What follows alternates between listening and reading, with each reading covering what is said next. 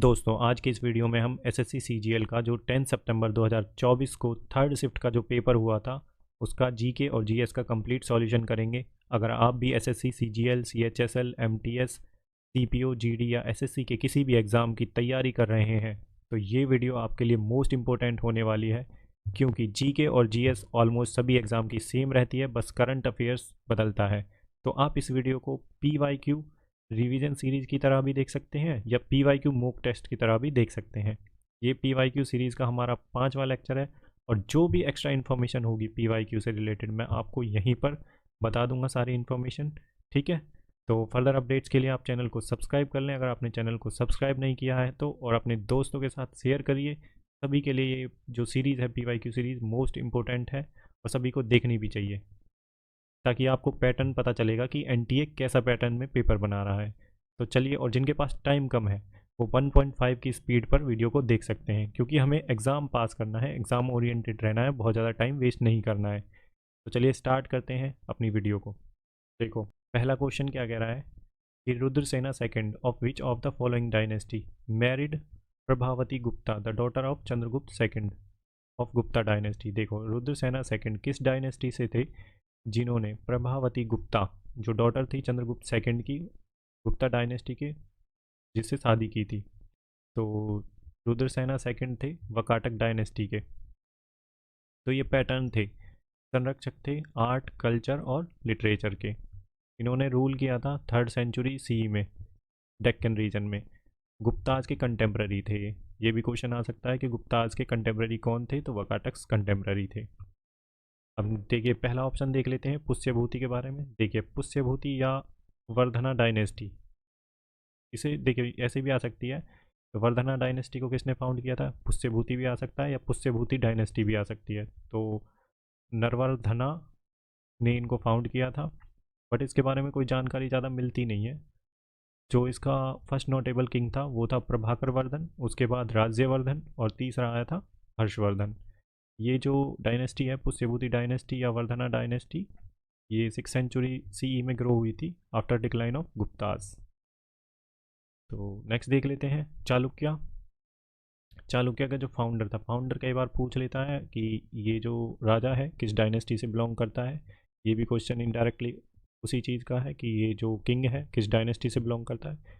तो चालुक्य का जो फाउंडर था, फाउंडर्स पूछता है मोस्टली, या फिर मोस्ट इंपॉर्टेंट किंग है उस डायनेस्टी का वो पूछेगा। तो चालुक्य जो डायनेस्टी थी इसका फाउंडर था पुलकेशिन फर्स्ट। सेकंड है, अब देख लेते हैं पल्लवाज में। पल्लवाज का जो फाउंडर था वो था सिम्हाविष्णु, उसके बाद आया था महेंद्र वर्मन। तो ये थी आपकी कंप्लीट जानकारी और ये पीवाईक्यू में आया हुआ है इनमें से क्वेश्चन। नेक्स्ट क्वेश्चन देख लेते हैं, question number 2। Madhuri Bhartwal folk singer है, पद्मश्री अवार्डी है 2022 में, belongs to which of the following state of India. देखिए, जो जो हमारे सिंगर्स हैं जो म्यूजिकल इंस्ट्रूमेंट से रिलेटेड है उनके बारे में एसएससी बहुत ज़्यादा फोकस करती है, और जो पद्मा अवार्डीज़ हैं अब इन पर भी फोकस करने लग गई है। तो माधुरी भरतवाल, इनमें से भी जो पद्मा अवार्डी होते हैं उनमें से भी जो सिंगर्स हैं या म्यूजिक के किसी इंस्ट्रूमेंट से रिलेटेड है उन पे एसएससी का एनटीए का फोकस बहुत रहता है। तो माधुरी भरतवाल ये कहाँ से बिलोंग करती हैं, तो ये उत्तराखंड से बिलोंग करती हैं। अब हम देख लेते हैं पद्मा अवार्ड्स के बारे में। देखो, पद्मा जो अवार्ड है वो स्टार्ट हुए थे 1954 में। जो हाईएस्ट सिविलियन अवार्ड है वो है भारत रत्न। फिर उसके बाद आता है पद्मा कैटेगरीज में पद्म विभूषण, पद्म भूषण और तीसरा है पद्मश्री। देखिए, अब 2024 में जो पद्मा अवार्ड्स मिले हैं वो 132 पद्मा अवार्ड्स मिले हैं। 5 पद्म विभूषण है, 17 पद्म भूषण है और 110 पद्मश्री अवार्ड है। और 2024 में 5 लोगों को भारत रत्न दिया गया है। देखिए, भारत रत्न जो है एक साल में 3 व्यक्तियों को दिया जा सकता है, लेकिन इस बार 2024 में 5 लोगों को ये दिया गया है। ठीक है, और आप मुझे इस वीडियो में बताएंगे, इसके कमेंट बॉक्स में लिख के बताएंगे कि वो 5 लोग कौन हैं जिन्हें भारत रत्न अवार्ड मिला है 2024 का। ये आपकी इंगेजमेंट बताएगी कि आप कितना इंगेज हो पा रहे हैं वीडियो में। ठीक है, तो आपने कितने अच्छे से करंट अफेयर्स को पढ़ा है। तो आप क्वेश्चन नंबर 3 देख लेते हैं। क्वेश्चन नंबर 3 क्या कह रहा है, विच of the following options is the legislative organs of the union government. तो यूनियन गवर्नमेंट का लेजिस्लेटिव ऑप्शन और लेजिस्लेटिव ऑर्गन है वो कौन सा है, देखिए इसका भी आंसर आपको पता होना चाहिए। एक बार सोचो आप अपने दिमाग से, जो लेजिस्लेटिव ऑर्गन है यूनियन गवर्नमेंट का, सेंट्रल गवर्नमेंट का, वो कौन सा है। तो इसका जो आंसर है वो है पार्लियामेंट। पार्लियामेंट ही तो लॉ बनाती है। यूनियन गवर्नमेंट के जो लॉ होते हैं वो पार्लियामेंट बनाती है। जुडिशियरी का काम है जस्टिस डिलीवर करना। लेजिस्लेटिव असेंबली जो होती है वो स्टेट की होती है, स्टेट में लॉ बनाती है, स्टेट सब्जेक्ट पे, करंट करंट पे भी बना सकती है। ठीक है, नेक्स्ट क्वेश्चन देख लेते हैं, क्वेश्चन नंबर 4। हम बिल्कुल शांति से पढ़ेंगे और जो भी हमारे को काम की एग्ज़ाम से रिलेटेड जो इन्फॉर्मेशन होगी उसे हम देख लेंगे साथ के साथ। ठीक है, विच of the following element is metalloids. अब सबसे पहली बात तो ये आती है कि मेटलॉइड्स कौन से होते हैं। देखिए मेटलॉइड्स वो होते हैं जिसमें मेटल और नॉन मेटल दोनों की प्रॉपर्टीज़ होती हैं। अब मेटलॉइड का एग्जांपल कौन सा है, ये है सिलिकॉन। और सिलिकॉन का एटॉमिक नंबर कौन सा है, ये है सिलिकॉन का एटॉमिक नंबर 14। हो गई हमारे पास इतनी काम की इन्फॉर्मेशन। अब हम थोड़ा आयरन के बारे में भी देख लेते हैं।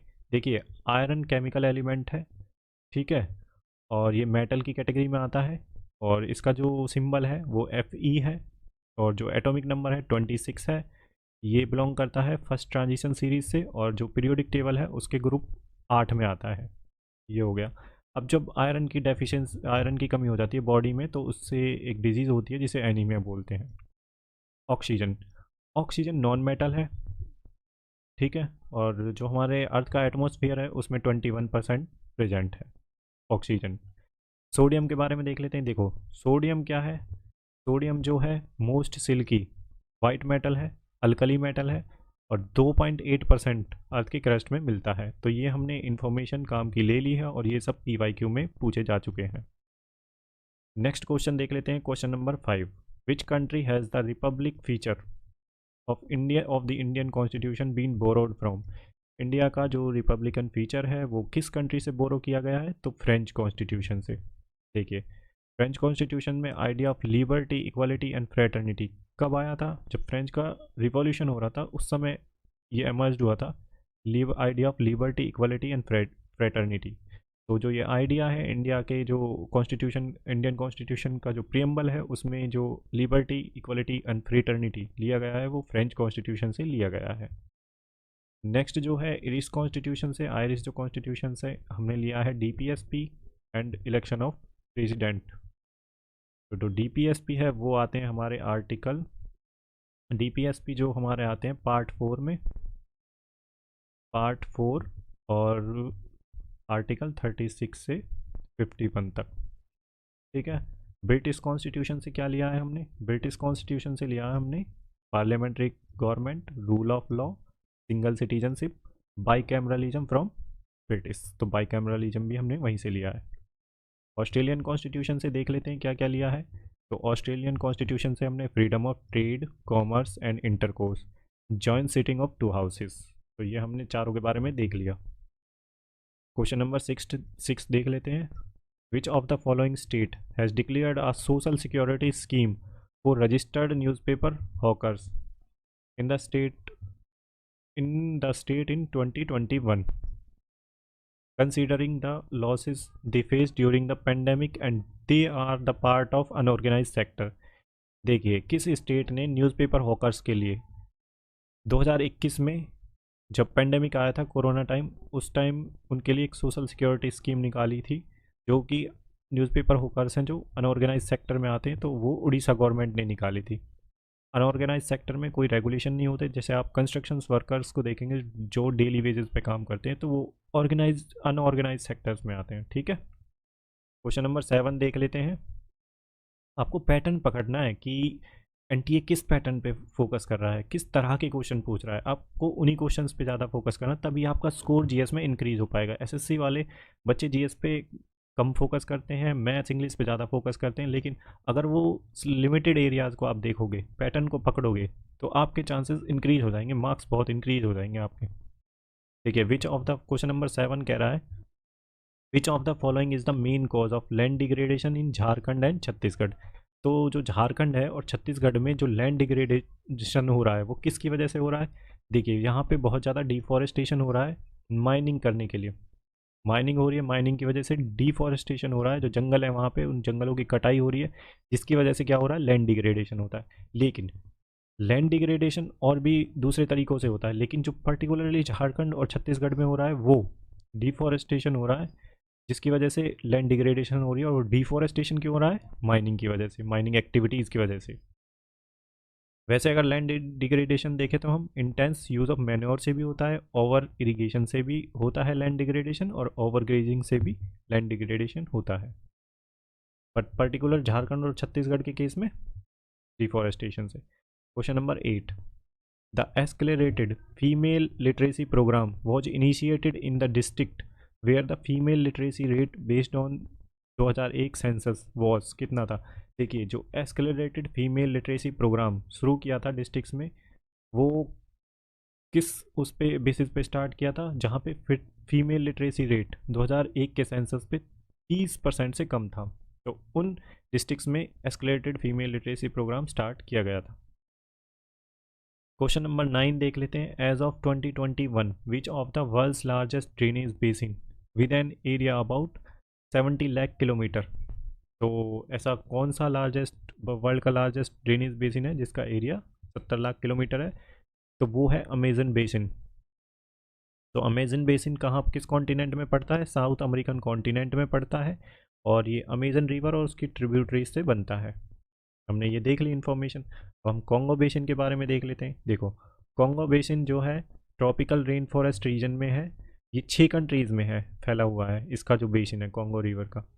Cameroon, Central African Republic, Democratic Republic of Congo, Republic of Congo, Equatorial Guinea और गैबॉन। ठीक है, अब देख लेते हैं हम सेकंड वाला जो है अमूर बेसिन। अमूर बेसिन के बारे में, अमूर बेसिन जो है चाइना, मंगोलिया और रसिया में फैला हुआ है। नाइल बेसिन देख लेते हैं। नाइल जो रिवर है, नाइल का जो बेसिन है वो 11 कंट्रीज़ में है। लॉन्गेस्ट रिवर है वर्ल्ड की, मेड अप ऑफ ब्लू और Nile reverse, Nile white Nile से बनी है, ब्लू और वाइट नाइल से।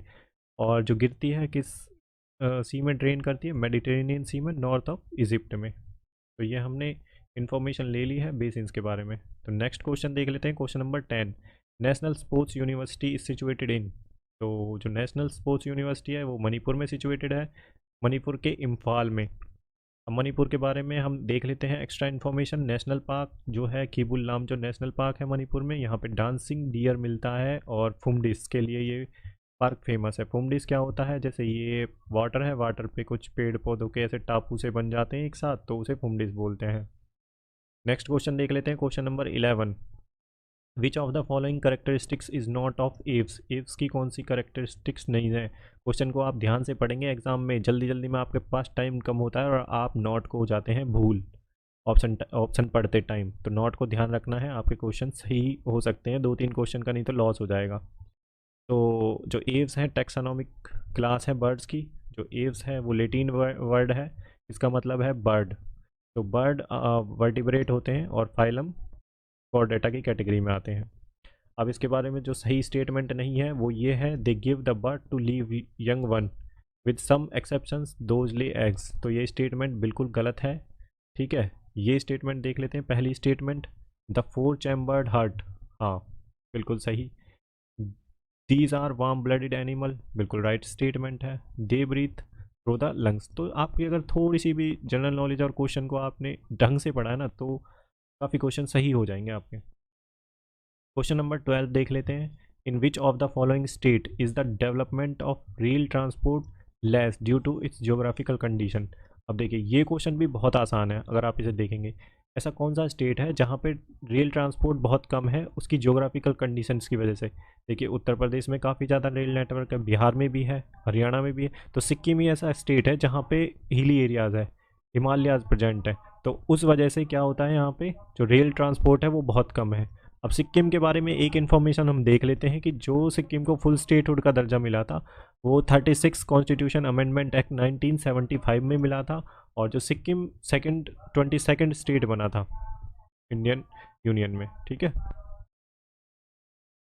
क्वेश्चन नंबर 13 देख लेते हैं। विच of the following books is incorrectly paired with its respective author? Incorrectly पे ध्यान आपको रखना है। ऑप्शन पढ़ते समय भी आपको इनकरेक्टली पे ध्यान रखना है, भूल नहीं जाना है बिल्कुल भी। मैं बार बार इस चीज़ पर फोकस कर रहा हूँ आपके लिए। क्योंकि आपको याद रखना है 2 से 3 नंबर, नहीं तो आपके कट जाएंगे। हिंद स्वराज महात्मा गांधी ने लिखी थी, ठीक है। गीतांजलि भी रविंद्रनाथ टैगोर ने लिखी थी, ये भी सही मैच है। वाई आई एम एथिस्ट, तो ये भगत सिंह ने लिखी थी, ये भी तीनों सही मिले हुए हैं।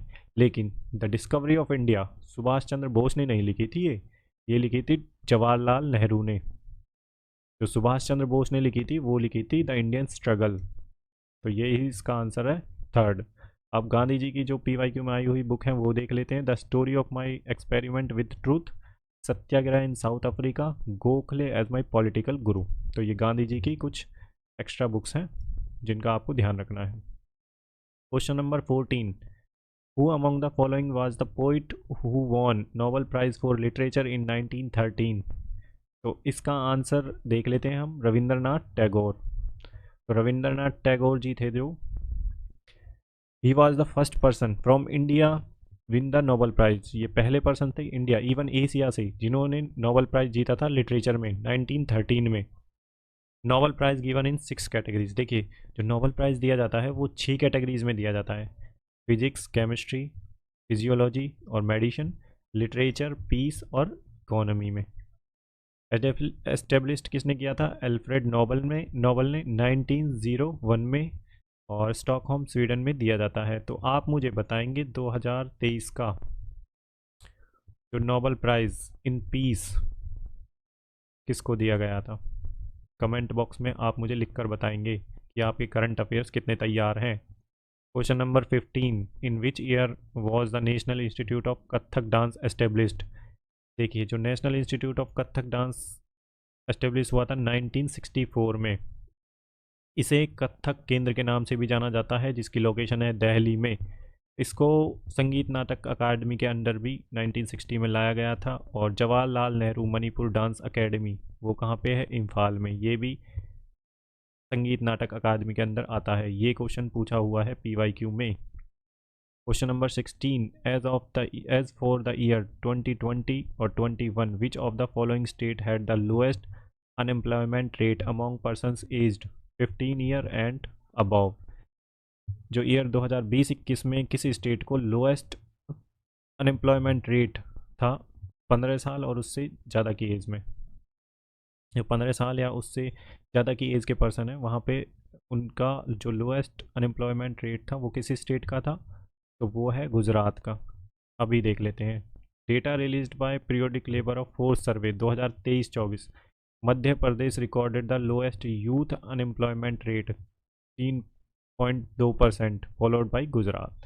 तो ये एक्स्ट्रा इन्फॉर्मेशन आपको मिली है करंट अफेयर्स से related. 2000 question number 17, when was the Indian hockey federation established. तो इंडियन हॉकी फेडरेशन की स्थापना कब हुई? 1925 में, अब ग्वालियर में। और अब इसका हेडक्वार्टर कहाँ है? न्यू दिल्ली में। क्वेश्चन नंबर 18 देख लेते हैं। Which cell organelle is defined as the small round organelles that undergoes oxidation reaction to produce hydrogen peroxide. Hydrogen peroxide को प्रोड्यूस करने के लिए जो स्मॉल राउंड ऑर्गेनल्स हैं उन्हें ऑक्सीडेशन रिएक्शन से गुजरना पड़ता है, तो उसे सेल ऑर्गेनल को क्या बोलते हैं? तो पेरोक्सीसोम्स बोलते हैं उन्हें। क्वेश्चन नंबर 19 देख लेते हैं। The cause of redox reaction is the. Redox reaction किसके कारण होती है? Transfer of electron between two reactants. तो देख लेते हैं। ऑक्सीडेशन रिडक्शन रिएक्शन को ही रेडॉक्स रिएक्शन बोलते हैं। ट्रांसफर ऑफ इलेक्ट्रॉन होता है इसमें बिटवीन टू केमिकल स्पीसीज। अब देखिए कई बार क्वेश्चन पूछेगा आपसे कि रेडॉक्स रिएक्शन किसके लिए इंपॉर्टेंट है, किस जगह पे रेडॉक्स रिएक्शन लगती है। तो रेडॉक्स रिएक्शन लाइफ प्रोसेसेस में भी इंपॉर्टेंट है, फोटोसिंथेसिस, रेस्पिरेशन, कंबशन, कोरोजन और रस्टिंग में भी, ठीक है। और एक हाँ ये ऑक्सीडेशन देख लेते हैं। Oxidation reaction is caused when an atom, molecules or even an ion comes in contact with oxygen. When this happens, transfer of more electrons and change to get more stable structure. इसका more stable structure रहेगा and its electronic cell. Next question देख लेते हैं। Question number 20. Sangken is a festival celebrated in Arunachal Pradesh by people of which of the following religion? तो Buddhism के लोग हैं जो ये सांगकेन फेस्टिवल सेलिब्रेट करते हैं अरुणाचल प्रदेश के नामसाई डिस्ट्रिक्ट में। और सांकेन जो फेस्टिवल है to mark their new year के लिए सेलिब्रेट करते हैं, और ताई खाम्ती कम्युनिटी है जो सेलिब्रेट करती है। तो इसके ऊपर आपसे क्वेश्चन भी पूछ सकते हैं कि ये ट्राइब्स या कम्युनिटी किस स्टेट से बिलोंग करती है, तो इसका ध्यान रखें। और नेक्स्ट क्वेश्चन देख लेते हैं, question number 21, which group of people will be benefited bye मुख्यमंत्री सुख आश्रय योजना अप्रूव्ड बाय हिमाचल प्रदेश। तो ये जो योजना है किसके लिए लाई गई थी, हिमाचल प्रदेश सरकार के द्वारा, ऑर्फन के लिए, स्पेशली एबल्ड चिल्ड्रन के लिए, डेस्टिट्यूट वुमेन और सीनियर सिटीजन्स के लिए। अब देखिए इनका फोकस ना पहाड़ी जो स्टेट है उन पे ज़्यादा है, जैसे नॉर्थ ईस्ट में इनका फोकस है एसएससी वालों का, और इधर देखिए हिमाचल प्रदेश की तरफ तो हिली एरियाज पे इनका फोकस है। तो आपको ऐसे पैटर्न पकड़ना है, उस स्टेट के बारे में आपको पता होना चाहिए। Question number 22, what is the main M of PM Ujjwala 2.0 योजना लॉन्च इन अगस्त 2021 में। तो इनका एम क्या था पीएम उज्ज्वला 2.0 का, यहाँ पे क्या था कि 10 million LPG connections will be provided to the beneficiaries. अब जो उज्ज्वला योजना आई थी जो लॉन्च करी थी पहले बार, वो 1 मई 2016 में करी थी पीएम उज्ज्वला योजना। इसकी टैगलाइन थी स्वच्छ ईंधन बेहतर जीवन। क्वेश्चन नंबर 23 देख लेते हैं, MG musician guild music award is presented annually by which of the following state. तो कौन सा स्टेट इस अवार्ड को प्रेजेंट करता है एनुअली, तो ये नागालैंड है। इसका जो पहला एडिशन हुआ था 2021 में, वर्चुअल एडिशन था वो। देखिए 3 साल पहले का करंट अफेयर्स पूछ रहा है, तो आपको 3 ईयर्स पहले के करंट अफेयर्स पे थोड़ा ध्यान देना होगा, एसएससी का पैटर्न यही है। Question number 24, if assets of a bank are greater than liabilities. अब असेट्स क्या होते हैं, असेट्स में क्या होता है कि बैंक की इनकम आ रही है, असेट्स में उसके जो प्रॉफिट है वो इंक्रीज़ होगा, वहाँ से कुछ आएगा बैंक को, लेकिन जो लाइबिलिटीज़ है वहाँ पे बैंक को देना पड़ेगा पैसा, ठीक है। तो इसमें क्या है कि असेट्स अगर बैंक के ज़्यादा होंगे तो उसकी नेट वर्थ कहा जाएगा उसे। क्वेश्चन नंबर 25 देख लेते हैं, विच of the following department of Delhi सल्तनत वाज रीऑर्गेनाइज्ड बाय बलबन। तो देखिए ये जो डिपार्टमेंट है दीवान अर्ज, ये मिलिट्री डिपार्टमेंट था और गयासुद्दीन बलबन ने स्टार्ट किया था। इसने दिल्ली की गद्दी पे बैठा था 1966 में। और दीवान इश्तियाक ये डिपार्टमेंट ऑफ पेंशंस था, और फिरोज शाह तुगलक ने इसे स्टार्ट किया था दिल्ली सल्तनत में। दीवान रिसालत, जो दीवान रिसालत था ये department of appeals, administration of justice भी बोल सकते हैं, या फिर रिलीजियस एडमिनिस्ट्रेशन। दीवान रिसालत। दीवान मुस्तकराज, तो ये डिपार्टमेंट ऑफ एरियर्स था, ये अलाउद्दीन खिलजी ने स्टार्ट किया था। तो दोस्तों ये 10 सितंबर 2024 को जो 3rd शिफ्ट का पेपर हुआ था उसके जीके का कंप्लीट 25 क्वेश्चन करा दिए मैंने। तो अगर आपको वीडियो अच्छी लगी हो तो अपने दोस्तों में लाइक शेयर करें और चैनल को सब्सक्राइब कर लें फर्दर PYQ क्वेश्चंस के लिए और अपने रिवीजन के लिए। तो चलिए यहीं पे हम अपनी वीडियो को समाप्त करते हैं। आज के लिए जय हिंद, अपना ध्यान रखें, गुड लक।